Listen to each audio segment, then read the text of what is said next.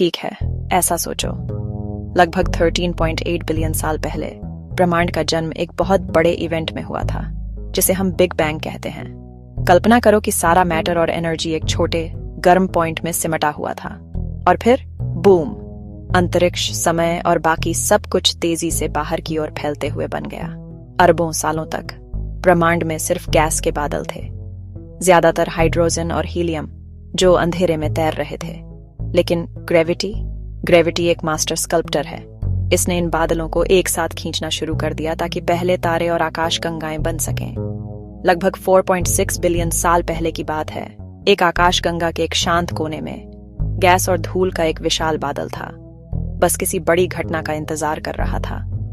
अचानक पास के एक तारे में सुपरनोवा के रूप में धमाका हुआ, जिससे इस बादल में शॉकवेव्स फैल गईं। उस शॉकवेव से ग्रेविटी को बस यही किक चाहिए थी ताकि वो अपना काम कर सके।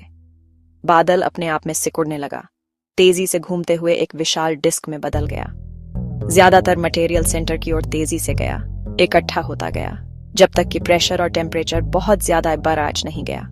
बूम, हमारा सूरज पैदा हुआ, न्यूक्लियर फ्यूजन के साथ जल उठा। लेकिन सूरज ने सब कुछ नहीं निकला। बची हुई धूल और गैस घूमती रही, टकराती रही और एक साथ चिपकती रही। छोटे दाने कंकड़ बन गए, कंकड़ पत्थर बन गए, पत्थर एक दूसरे से टकराए, बड़े होकर विशाल चट्टानें बन गए, जिन्हें प्लैनेटेसिमल कहा जाता है। लाखों सालों तक ये बेबी प्लैनेट एक कॉस्मिक डिमोलिशन डर्बी में एक दूसरे से टकराते, मिलते और बड़े होते रहे। इनमें से एक हमारी अपनी धरती थी। तब धरती ऐसी शांत नीली ग्रह नहीं थी जिसे हम जानते हैं। यह एक जलता हुआ नरक जैसा था, पिघली हुई चट्टानों का एक गोला, जिस पर लगातार एस्टेरॉयड और धूमकेतुओं की बारिश हो रही थी। फिर कुछ बहुत ही बड़ा हुआ। मंगल के आकार का एक ऑब्जेक्ट युवा धरती से टकरा गया। टक्कर इतनी जबरदस्त थी कि इसने धरती के मटेरियल का एक बड़ा हिस्सा अंतरिक्ष में फेंक दिया। ग्रेविटी ने उस मलबे को एक साथ खींच लिया, जिससे हमें चांद मिला। समय के साथ धरती ठंडी होने लगी। भारी धातुएं जैसे लोहा केंद्र में डूब गईं, जिससे कोर बना, जबकि हल्की चट्टानें सतह पर तैरकर क्रस्ट बन गईं।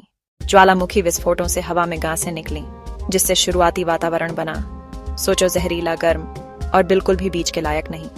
लेकिन यहाँ एक ट्विस्ट है। धूमकेतुओं और बर्फीले एस्टेरॉयड ने लाखों सालों तक पानी पहुंचाया, बूंद बूंद करके। आखिर में ज्वालामुखियों से निकली भाप और अंतरिक्ष से आया पानी ठंडा होकर जम गया, जिससे महासागर भर गए। धरती बदल गई, एक नीला ग्रह सामने आया, बादलों और पानी से घिरा हुआ। धीरे धीरे जीवन के शुरू होने के लिए हालात सही हो गए। तो ऐसे बना हमारा घर,